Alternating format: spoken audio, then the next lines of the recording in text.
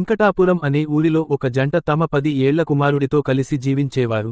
వాళ్ల కుమారుడు ప్రతిరోజు పాఠశాలకు వెళ్లేటప్పుడు చిరుతిళ్ల కోసం డబ్బులు అడిగి తీసుకెళ్లేవాడు. తండ్రి మందలించడంతో తండ్రికి తెలియకుండా తల్లి ఎంతో కొంత ఇచ్చి పంపేది. రోజు రోజుకు అతడు డబ్బులు ఇస్తే గాని స్కూలుకు వెళ్లనని మారాం చేయడంతో విసుగు చెందిన తల్లి డబ్బు ఇవ్వడం మానేసింది.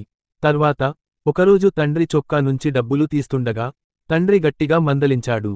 అప్పుడు తల్లి వెనకేసుకుని వచ్చింది. ఒకరోజు ఊర్లోని దుకాణంలో దొంగతనం చేశాడని దుకాణ యజమాని చెప్పడంతో తల్లి, మా వాడు అలా చేయడే అని అతడితో గొడవపడింది. తల్లి మాటలు విన్న కొడుకు తాను చేసింది తప్పుకాదని అనుకున్నాడు. పెరిగి పెద్దవాడైన అతడు జల్సాలకు అలవాటుపడి చిన్న చిన్న దొంగతనాలు చేసేవాడు. ఒకరోజు పెద్ద దొంగతనం కేసులో పోలీసులు వచ్చి కుమారుడిని తీసుకుపోతుంటే తల్లిదండ్రులు లబోదిబోమని బాధపడ్డారు. మొదటిసారి దొంగతనం చేసినప్పుడే గట్టిగా మందలించి ఉంటే సరిపోయేది కదూ అని బాధపడ్డారు.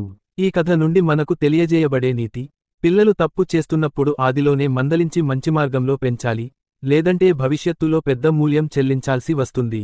హాయ్ ఫ్రెండ్స్, ఈ వీడియో మీకు నచ్చిందా? అయితే లైక్ బటన్ను ప్రెస్ చేయండి. మా అద్భుత కమ్యూనిటీలో చేరడానికి సబ్స్క్రైబ్ చేయండి మరియు మీ ఆలోచనలను పంచుకోవడానికి క్రింద కామెంట్ చేయండి.